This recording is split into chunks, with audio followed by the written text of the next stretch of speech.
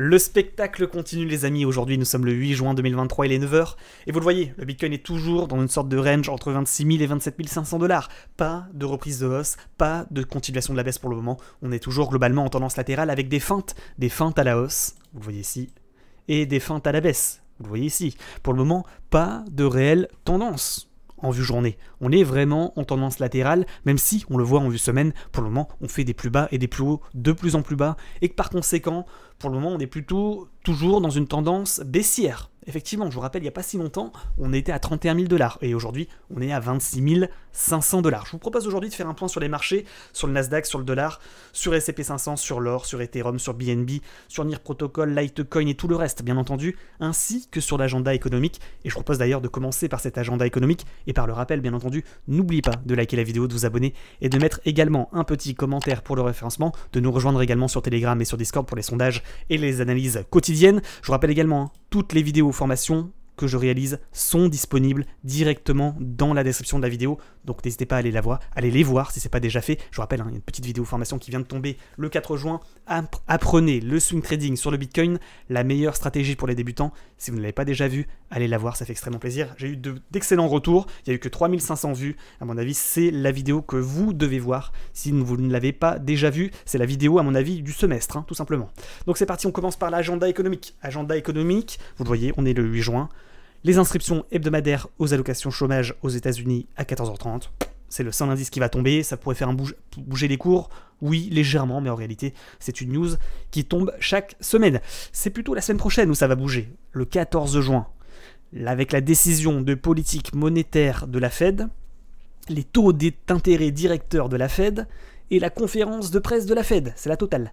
Donc, on va le dire, le 14 juin, c'est quand? C'est un mercredi. Mercredi 14 juin, 20 h, préparez-vous, sortez les parachutes, on n'est jamais trop prudent et on se donne rendez-vous comme d'habitude sur Twitch pour du trading en direct et pour suivre les cours directement en direct. Donc n'hésitez pas à nous rejoindre, vous avez également le lien en description. Si vous n'êtes pas encore abonné, abonnez-vous, hein. 22 700 followers, merci à tous ceux qui nous ont rejoints. On n'est pas souvent sur YouTube, par contre on est assez souvent sur Twitch pour ceux qui nous suivent. Ok, on débute directement par ce Bitcoin qui pour le moment, vous le voyez, toujours en tendance plutôt latérale, avec, si on devait résumer, un support descendant qui est un excellent niveau pour tenter des longues, pour tenter des achats. Ceci n'est pas un conseil en investissement, pour tenter finalement le rebond et aller chercher cette résistance descendante qui pour le moment est systématiquement un bon point de vente pour retomber en bas de biseau. Ça ressemble, on le répète, à un biseau de rétrécissement descendant. Voilà. Qu'est-ce qu'il faut retenir par rapport à cette figure? Il faut retenir la chose suivante. Si on casse la target numéro 1, c'est-à-dire le haut de biseau, c'est-à-dire le niveau des 27 500 $, on aura potentiellement un signal d'achat. Pour valider ce biseau, parce que c'est une figure chartiste de retournement haussier à la cassure confirmée du haut de biseau, pour aller rechercher finalement l'objectif final, c'est-à-dire le dernier plus haut que l'on a à 31 000 $. Ça, c'est la figure chartiste que l'on a actuellement en vue semaine, enfin en vue journée sur le Bitcoin.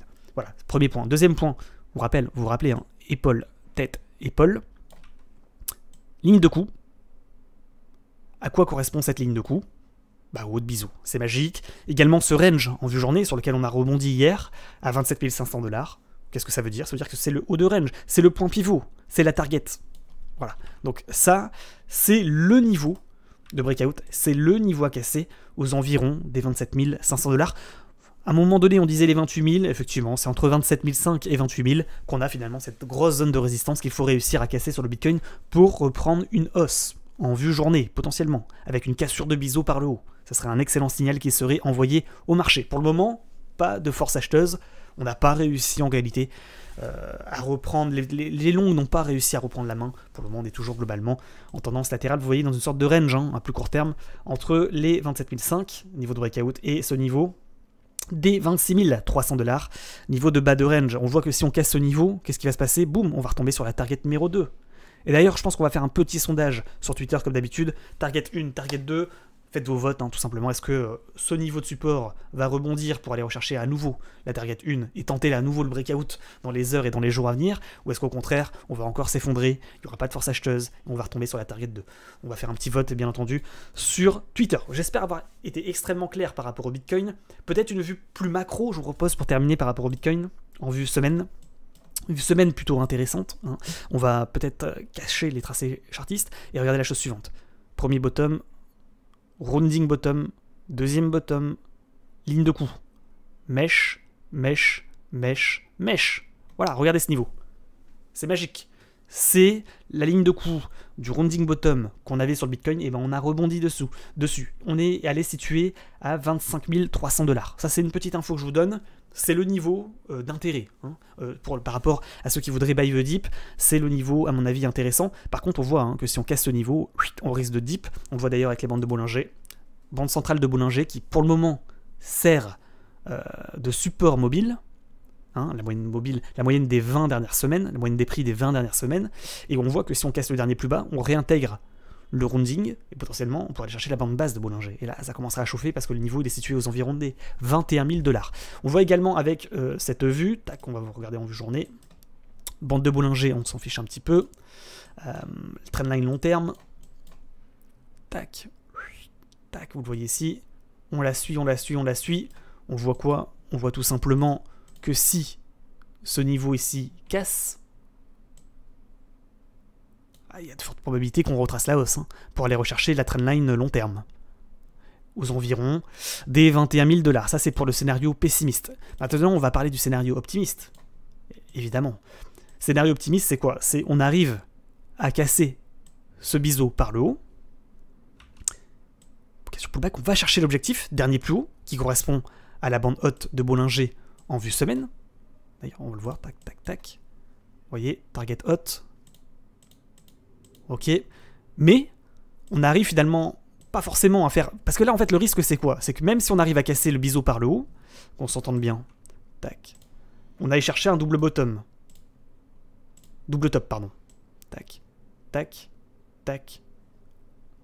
Et finalement, double top, cassure, on va chercher l'objectif dans un second temps. La trendline long terme et le rebond aux environs des 22 000. Avec double top, validation du double top, cassure de ligne de coup, on retombe. Ça, c'est le risque principal. Mais il y a également une opportunité, enfin une chance qu'on réalise un scénario optimiste, qui est le suivant. C'est qu'on n'allait pas s'arrêter sur bande haute de Bollinger, mais qu'on allait chercher un nouveau plus haut. On en a parlé sur Twitch.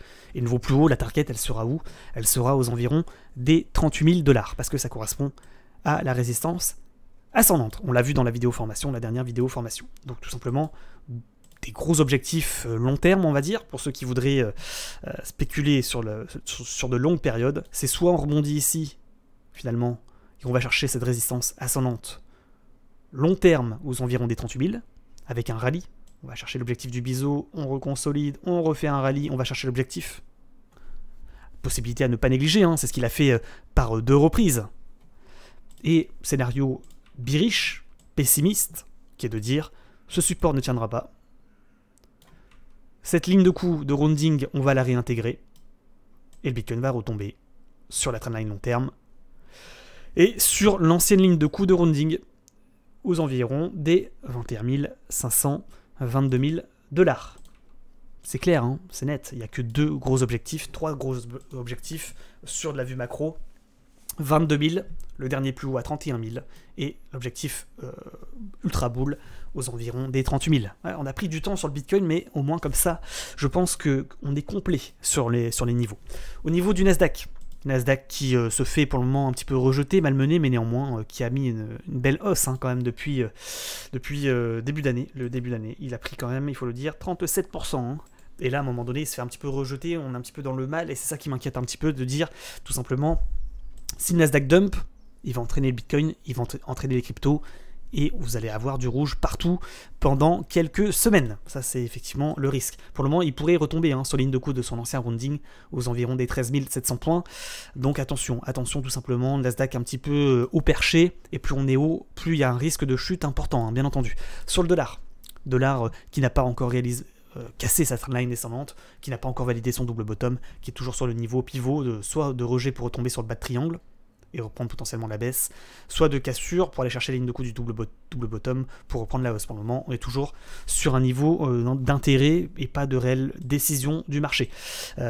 SCP qui se fait rejeter sur le dernier plus haut, qui a cassé sa résistance, mais qui pour le moment ne montre pas de force acheteuse. Sur l'or qui est malmené, qui est en bas de canal, et qui potentiellement ne montre pas de force acheteuse pour reprendre la hausse, et qui pourrait reprendre sa baisse, pour aller rechercher le milieu de range à 1830 points, voire les 1680 points en bas de range. Sur Ethereum et tout le reste, c'est parti.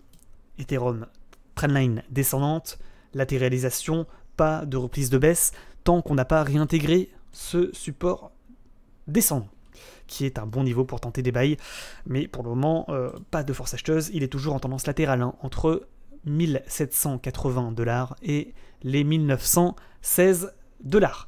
BNB, il n'y a pas grand chose à dire, BNB il a cassé son support ascendant, suite aux news, il y a des news et pas forcément, il y a un peu de FUD également sur Twitter, sur le BNB et sur Binance, et effectivement, boum, il se prend un énorme dip de moins 16%.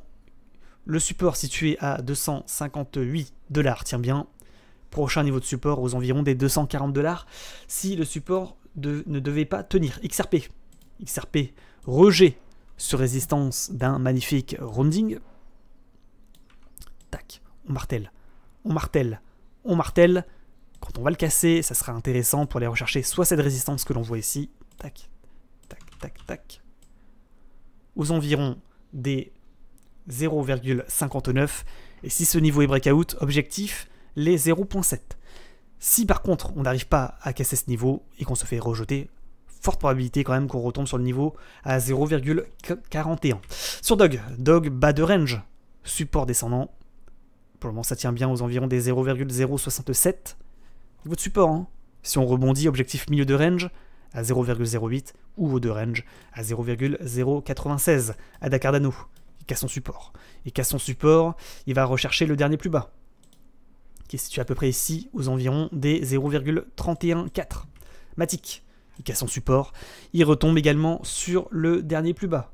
Tac, on aligne les mèches, ici, aux environs des 0,74 sur Matic. Dot, bas de range, pour le moment il tente la cassure du bas de range. TRX, tellement haut perché, il a tellement boule depuis le début d'année qu'il se fait un petit peu rejeter. Néanmoins, TRX solide, solide sur les appuis. Le SHIB, bas de triangle descendant, pour le moment ça tient bien aux environs des 0,79, on va arrondir. Support descendant, ça tient bien également. Le SHIB solide quand même également. Franchement, c'est un peu comme TRX, néanmoins, effectivement, on est vraiment bas, il ne faut pas se mentir. Mais je dis solide parce qu'effectivement ce support tient bien. Mais sur le long terme, c'est quand même un peu de la merde, on va pas se mentir. Il faut utiliser les termes adaptés quand même. Ensuite, Litecoin, canal ascendant, toujours en canal, compression de cours, résistance, support, triangle ascendant, ça tient bien, bas de triangle, bas de canal à 81,7, qui est un niveau d'intérêt. NIR en bas de canal descendant, ça tient également bien, on est quand même bien parti pour aller chercher le dernier plus bas à 1,26. Ensuite, Link, son support n'a pas tenu à 6,2 et il est dans le dip, il prend la dernière mèche ici à 5,9, si ça ne tient pas, l'objectif 5,52. Sand, un peu comme NIR Protocol, Mana, un peu également comme tout le reste, dans un canal descendant, pas de cassure de trendline par le haut, pas de signal d'achat. Le GNO, j'en ai un petit peu de GNO, on voit qu'on est plutôt en tendance latérale, entre les 110 et le niveau de breakout à 120. J'ai mis une alerte, j'ai pas oublié la petite alerte sur GNO, sur cassure confirmée des 122 $.